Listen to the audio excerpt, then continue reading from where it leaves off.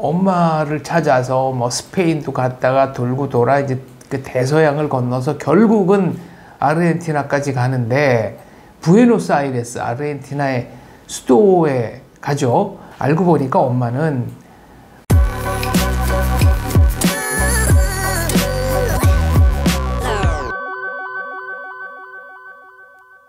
생생현대사 시청자 여러분 안녕하십니까, 장원재입니다.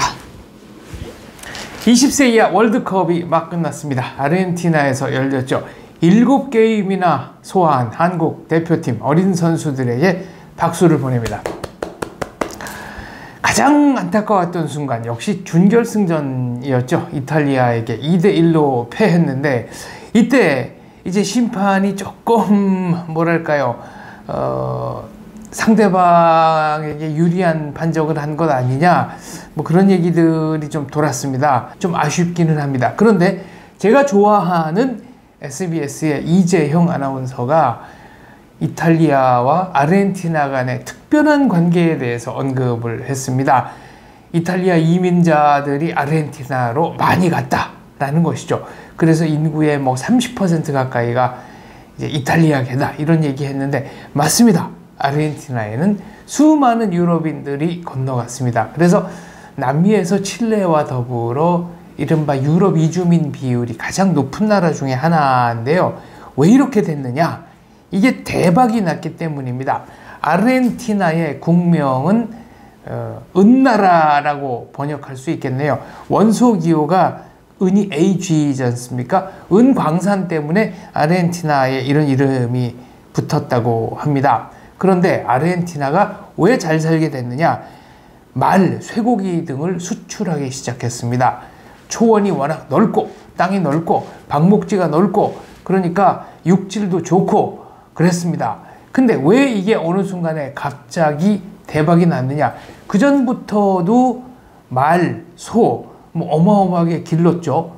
아르헨티나에는 사람 수보다 소가 더 많다는, 소의 개체수가 더 많다는 얘기가 있는데 이게 결코 과장이 아니거든요. 과학 기술의 발달 때문에 아르헨티나가 대박을 낸 겁니다. 아무리 생산을 해도 이거를 소비지까지 운반할 수단이 없었던 거죠. 무슨 얘기냐? 미국과 카나다가 가장 큰 시장이었는데요. 아르헨티나에서 도축한, 그러니까 가공한 소고기, 이걸 수출을 하려면은 적도를 통과해야 되지 않습니까? 배에다 싣고 올라가야 되는데 그동안에 부패를 해버리는 겁니다. 그러니까 생산은 되는데 수출길이 막힌 거죠. 그런데 프랑스의 냉장 기술에 의해서 냉동선이 발명되면서 적도를, 고기를 상하지 않고 통과할 수 있는 신기술이 열린 겁니다. 그래서 아르헨티나가 대박이 났습니다. 어마어마하게 돈이 벌리니까 돈이 있는 곳에, 경제적 붐이 있는 곳에 수많은 이민자가 몰리는 것은 뭐 당연한 얘기 아니겠습니까? 이건 동서고금의 이치가 되겠습니다.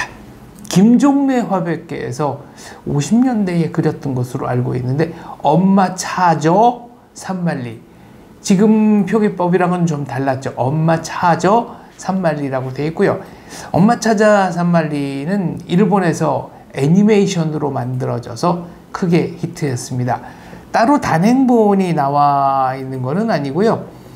이탈리아 작가 에드몬드 데 아마치스가 쓴 사랑의 학교, 쿠오레라고 알려져 있죠. 이 쿠오레에 수록된 단편이 하나가 있습니다. 아펜니노 산맥에서 안데스 산맥까지. 그렇습니다. 제노바에서부터 이제 어린 남매였나요? 엄마를 찾아서 뭐 스페인도 갔다가 돌고 돌아 이제 그 대서양을 건너서 결국은 아르헨티나까지 가는데 부에노스아이레스 아르헨티나의 수도에 가죠. 뭐 어디를 가니까 그 집 이사 갔다, 일주일만 빨리 오지, 엄마 이사 갔는데 등등. 알고 보니까 엄마는 아르헨티나에 식모살이 하러 간 거였습니다. 파출부 하러 간 거였습니다. 근데 중병에 걸려서 누워 있는데 우리 아이들 보기 전까지는 수술을 받을 수 없다. 그때만 해도 이제 수술을 받는다는 거는 생명을 걸어야 하는 위험한 일이었기 때문에 그렇죠.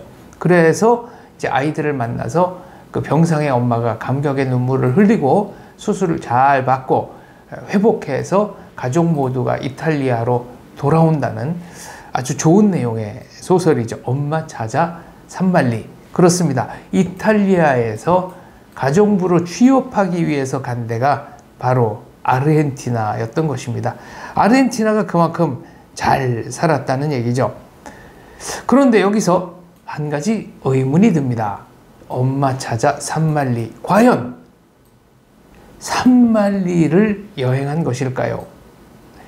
일본에서 나온 제목은 엄마 찾아 삼천리입니다. 근데 우리는 왜 산말리가 됐느냐? 기본적으로 일본의 리와 한국의 리는 단위가 다릅니다. 글자는 똑같이 씁니다. 우리는 보통 10리가 4km 정도인데요. 일본은 1리가 약 4km 정도 됩니다. 그래서 일본 삼천리나 한국 산말리나 뭐 큰 차이는 없는데, 이거를 어떤 분이 이제 구글에 넣어서 조사를 해봤더니 왕복 기준으로 하면은 약 25,910km, 이거를 리로 환산하니까 64,775리라고 하네요. 그러니까 엄마 찾아 산말리는 편도를 기준으로 한 것이다, 이렇게 말씀드릴 수가 있겠습니다. 기왕 이제 이 단위 얘기가 나온 김에 한 말씀을 더 드리자면은, 그 퀸즈 메저라 그래서 영국에서 쓰는 게 있죠.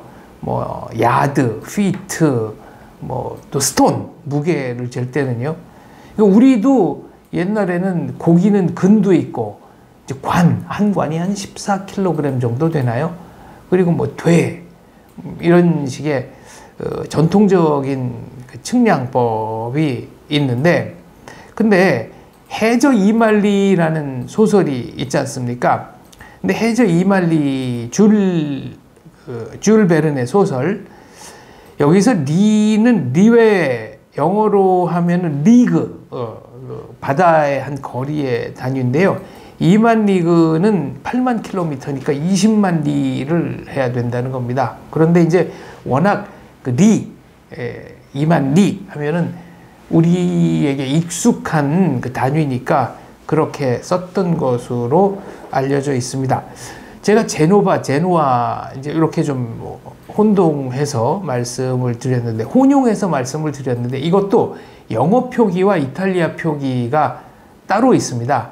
그러니까 이탈리아식은 피렌체, 영어는 플로렌스. 이탈리아식은 베네치아, 영어로는 베니스. 로마, 요거는 뭐 그렇게 큰 차이가 없습니다만은 이탈리아식으로는 나폴리, 영어로는 네이플이죠. 나폴리는 이제 김민재 선수가 바로 2022년, 2023년 시즌을 뛰면서 이탈리아 축구 리그 세리에 A 우승에 크게 기여를 했는데요. 나폴리라는 이름을 들으면은 이제 동양권에 사는 저희는 큰 감흥이 없지만, 이탈리아 사람들은 바로 어떤 느끼는 게 있다고 합니다. 그러니까 나폴리가 약간의 그 그리스어 사투리, 네오폴리스, 그러니까 신도시, 새로 개척한 도시국가라는 뜻인 거죠. 그래서 그리스의 영향이 상당히 많이 남아 있고, 시칠리아는 그리스 영향이 훨씬 더 많이 남아 있습니다. 이제 말이 난 김에 한마디만 더 드리자면, 그 프란다스에게, 이것도 굉장히 유명한 소설이죠. 근데 프란다스가 어디냐? 이걸 물어보면 어디다? 라고 대답하시는 분들이 그렇게 많지 않습니다. 왜냐? 프란다스라는 지명을 아무리 두들겨봐야 잘 안 나오기 때문에 그렇습니다. 프란다스는 플랑드르 지방의 일본식 발음입니다. 그러니까 중상주의가 발달했던 발룬 지역과 농업이 발달했던 플랑드르 지역 간에 약간의 그 지역 갈등이 있죠. 지금도 있습니다. 벨기에에서는 남아있는데요. 쓰는 언어도 다르고요. 수도 브뤼셀이 플랑드르와 발룬 지역 중간에 있죠. 이것은 발룬 지역의 소년, 그 아루아였나요? 아루아가 그 플랑드르 지방으로 우유 배달하러 가는 그런 얘기입니다. 그래서 플랑드르는 벨기에고, 여기서 조금만 더 나가자면은 그 메테르링크의 파랑새에 찌루찌루 밑찌루라고 하죠. 이문세 가객의 노래였나요?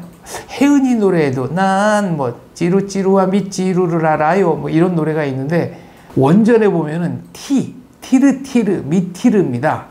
근데 일본에는 이제 T 발음이 없으니까 요거를 찌루찌루, 미찌루라고 그랬고, 그대로 이제 우리한테 굳어진 게 되겠습니다.